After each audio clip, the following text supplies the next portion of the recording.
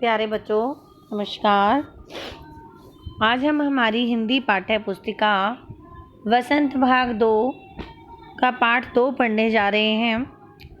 दादी माँ। ये इस पाठ के लेखक शिव प्रसाद सिंह जी हैं और बेटा ये कहानी है दादी माँ। क्लियर? तो आइए पढ़ते हैं।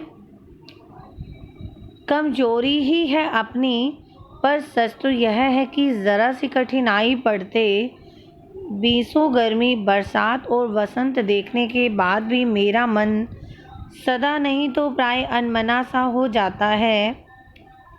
मेरे शुभचिंतक मित्र मुँह पर मुझे प्रसन्न करने के लिए आने वाली छुट्टियों की सूचना देते हैं और पीठ पीछे मुझे कमज़ोर और जरा सी प्रतिकूलता से घबराने वाला कहकर मेरा मजाक उड़ाते हैं। मैं सोचता हूँ, अच्छा अब कभी उन बातों को न सोचूंगा। ठीक है, जाने दो, सोचने से होता ही क्या है। पर बरबस मेरी आंखों के सामने शरद की शीत किरणों के समान स्वच्छ शीतल किसी की धुंधली छाया नाच उठती है। मुझे लगता है जैसे क्वार के दिन आ गए हैं। मेरे गांव के चारों ओर पानी ही पानी हिलोरे ले रहा है। दूर के सिवान से बहकर आए हुए मोथा और साई की अधगली घासें, घेऊर और वन प्याज की जड़ें तथा नाना प्रकार की बरसाती घासों के बीज सूरज की गर्मी में खोलते हुए पानी में सड़कर एक विचित्र गंध छोड़ रहे हैं। रास्तों में कीचड़ सूख गया है और गांव के लड़के किनारे पर झाग भरे जलाशयों में धमाके से कूद रहे हैं। अपने अपने मौसम की अपनी अपनी बातें होती हैं। आषाढ़ में आम और जामुन ना मिले तो चिंता नहीं, अगहन में चिवड़ा और गुड़ ना मिले दुख नहीं, चैत के दिनों में लाई के साथ गुड़, आगे है बेटा नेक्स्ट पेज, की पट्टी न मिले अफसोस नहीं। पर क्वार के दिनों में इस गंधपूर्ण झाग भरे जल में कूदना न हो तो बड़ा बुरा मालूम होता है। मैं भीतर हुड़क रहा था। 2-1 दिन ही तो कूद सका था। नहा धोकर बीमार हो गया। हल्की बीमारी न जाने क्यों मुझे अच्छी लगती है। थोड़ा थोड़ा ज्वर हो, सर में साधारण दर्द और खाने के लिए दिन भर नींबू और साबु। लेकिन इस बार ऐसी चीज नहीं थी। ज्वर जो चढ़ा तो चढ़ता ही गया, रजाई पर रजाई, और उतरा रात 12 बजे के बाद। दिन में मैं चादर लपेटे सोया था। दादी माँ आई, शायद नहाकर आई थी उसी झाग वाले जल में। पतले दुबले स्नेह सने शरीर पर सफ़ेद किनारीहीन धोती, सन से सफ़ेद बालों के सिरों पर सद टपके हुए जल की शीतलता। आते ही उन्होंने सर पेट छुए, आंचल की गांठ खोल किसी अदृश्य शक्तिधारी के चबूतरे की मिट्टी मुंह में डाली, माथे पर लगाई। दिन रात चारपाई के पास बैठी रहती, कभी पंखा जलती, कभी जलते हुए हाथ पैर कपड़े से सहलाती, सर पर दालचीनी का लेप करती और 20 बार छू छू कर ज्वर का अनुमान करती। हांडी में पानी आया कि नहीं, उससे पीपल की छाल से छोंका कि नहीं, खिचड़ी में मूंग की दाल एकदम मिल तो गई है, कोई बीमार के घर से में सीधे बाहर से आकर तो नहीं चला गया, आदि लाखों प्रश्न पूछ पूछ कर घर वालों को परेशान कर देती। दादी माँ को गवाही गांव की 50 किस्मों की दवाओं के नाम याद थे। गांव में कोई बीमार होता, उसके पास पहुँचती और वहाँ भी वही काम, हाथ छूना, माथा छूना, पेट छूना। फिर भूत से लेकर मलेरिया, सरसाम, निमोनिया तक का अनुमान विश्वास के साथ सुनाती। महामारी और विषुचिका के दिनों में रोज सवेरे उठकर स्नान के बाद लवंग और गुड़ मिश्रित जलधार, गूगल और धूप, सफाई कोई उनसे सीख ले। दवा में देर होती, मिश्री या शहद खत्म हो जाता, चादर या गिलाफ नहीं बदले जाते तो वे जैसे पागल हो जाती। बुखार तो मुझे अब भी आता है, नौकर पानी दे जाता है, मेज महाराज अपने मन से पकाकर खिचड़ी या साबू। आगे है बेटा, डॉक्टर साहब आकर नाड़ी देख जाते हैं, और कुनेन मिक्सचर की शीशी की तिताई के डर से बुखार भाग भी जाता है। पर ना जाने क्यों ऐसे बुखार को बुलाने का जी नहीं होता। नेक्स्ट पेज है बेटा। किशन भैया की शादी ठीक हुई। दादी माँ के उत्साह और आनंद का क्या कहना। दिन भर गायब रहती, सारा घर जैसे उन्होंने सर पर उठा लिया हो। पड़ोसी ने आती, बहुत बुलाने पर दादी माँ आती। बहन बुरा ना मानना, कार परोजन का घर ठहरा। एक काम अपने हाथ से ना करूं तो होने वाला नहीं। जानने को यूं सभी जानते थे कि दादी माँ कुछ करती नहीं, पर किसी काम में उनकी अनुपस्थिति वस्तुतः विलंब का कारण बन जाती। उन्हीं दिनों की बात है। एक दिन दोपहर को मैं घर लौटा। बाहरी निकसार में दादी माँ किसी पर बिगड़ रही थी। देखा, पास के कोने में दुबकी रामी की चाची खड़ी है। सोना होगा। धन्नो, रुपए मैं सूद के आज दे दे। तेरी आंख में तो शर्म है नहीं। मांगने के समय कैसी आई थी, पैरों पर नाक रगड़ती फिरी। किसी ने एक पाई भी ना दी। अब लगी है आजकल करने, फसल में दूंगी, फसल में दूंगी। अब क्या तेरी खातिर दूसरी फसल कटेगी। दूंगी मालकिन, रामी की चाची रोती हुई दोनों हाथों से आंचल पकड़ी। दादी माँ के पैरों की ओर झुकी। बिटिया की शादी है, आप न दया करेंगी तो उस बेचारी का निस्तार कैसे होगा। हट हट, अभी नहा के आई हूँ। दादी माँ पीछे हट गई। जाने दो दादी, मैंने इस अप्रिय प्रसंग को हटाने की गरज से कहा। बेचारी गरीब है, दे देगी कभी। चल चल, चला है समझाने। मैं चुपके से आंगन की ओर चला गया। कई दिन बीत गए, मैं इस प्रसंग को एकदम भूल सा गया। एक दिन रास्ते में रामी की चाची मिली।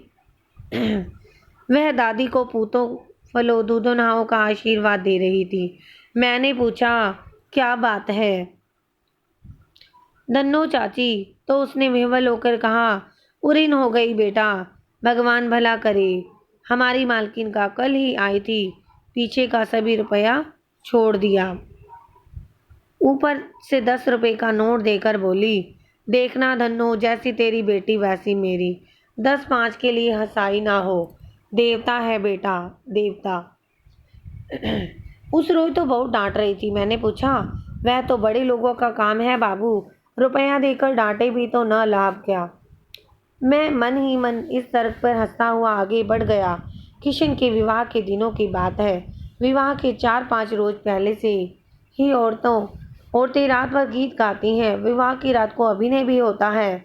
यह प्राय एक ही कथा का हुआ करता है। उसमें विवाह से लेकर पुत्रोत्पत्ति तक के सभी दृश्य दिखाए जाते हैं। सभी पाठ औरतें ही करती हैं। मैं बीमार होने के कारण बारात में न जा सका। मेरा भाई राघव दालान में सो रहा था। वह भी बारात जाने के बाद पहुंचा था। औरतों ने उस पर आपत्ति की। दादी माँ बिगड़ी। लड़के से क्या पर्दा, लड़के और ब्रह्मा का मन एक सा होता है। आगे है बेटा, नेक्स्ट पेज। मुझे भी पास ही एक चारपाई पर चादर उड़ाकर दादी माँ ने चुपके से सुला दिया। बड़ी हंसी आ रही थी। सोचा कहीं जोर से हंस दूं, भेद खुल जाए तो निकाल बाहर किया जाऊंगा। पर भाभी की बात पर हंसी रुक न सकी और भांडा फोड़ हो गया। देबू की माँ ने चादर खींच ली। कहो दादी, यह कौन बच्चा सोया है, बेचारा रोता है, शायद दूध तो पिला दूं। हाथापाई शुरू हुई। दादी माँ बिगड़ी। लड़के से क्यों कहती है। सुबह रास्ते में देबू की माँ मिली।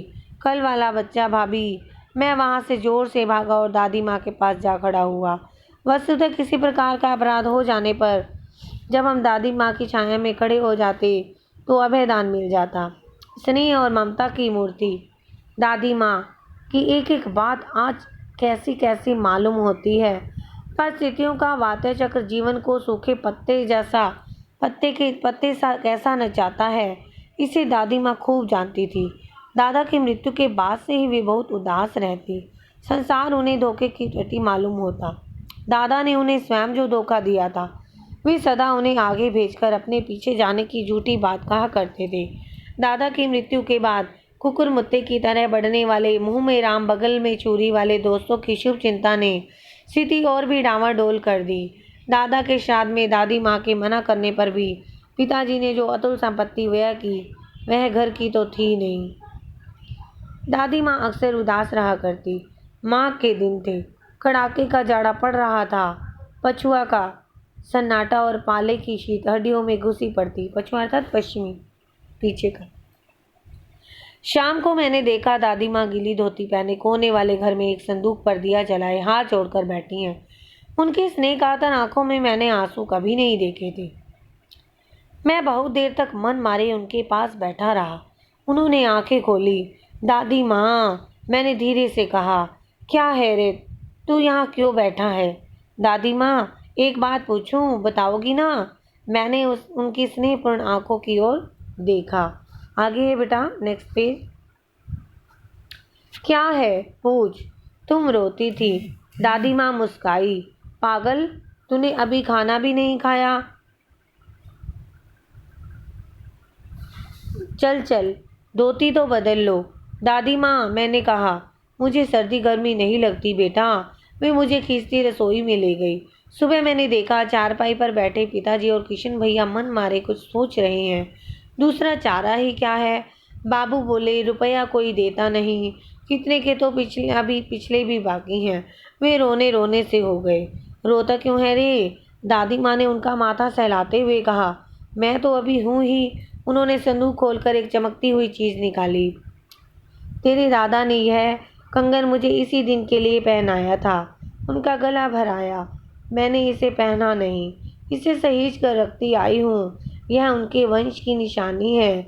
उन्होंने आंसू पोंछ कर कहा। पुराने लोग आगा पीछा सब सोच लेते थे बेटा। नेक्स्ट पेज है बेटा। सचमुच मुझे दादी माँ शाबरस देवी सी लगी। धुंधली छाया विलीन हो गई। मैंने देखा काफ़ी चढ़ आया था, दिन काफ़ी चढ़ आया था। पास के लंबे खजूर के पेड़ से उड़कर एक कौवा अपनी घिनौनी काली आंखें फैलाकर मेरी खिड़की पर बैठ गया। हाथ में अभी किशन भैया का पत्र कांप रहा है। काली चींटियों सी कतारें धूमिल हो रही हैं। आंखों पर विश्वास नहीं होता। मन बार बार अपने से ही पूछ बैठता है, क्या सचमुच दादी माँ नहीं रही? तो बेटा इस पार्ट में जो लेखक है वो अपनी दादी माँ की याद के साथ साथ अपने बचपन की बातों को भी याद करता है। तो बेटा आपने इस पार्ट को ध्यानपूर्वक पढ़ना है व इस पार्ट के प्रश्न उत्तर आपने फाइंड आउट करने हैं। वह इस पार्ट में जितने भी कठिन शब्द हैं वो आपने अपनी उत्तर पुस्तिका में लिखने हैं। इज इट क्लियर बेटा? तो आपको इस पार्ट को, इस कहानी को अच्छे से ध्यानपूर्वक समझकर पढ़ना है। इज इट क्लियर बेटा? धन्यवाद।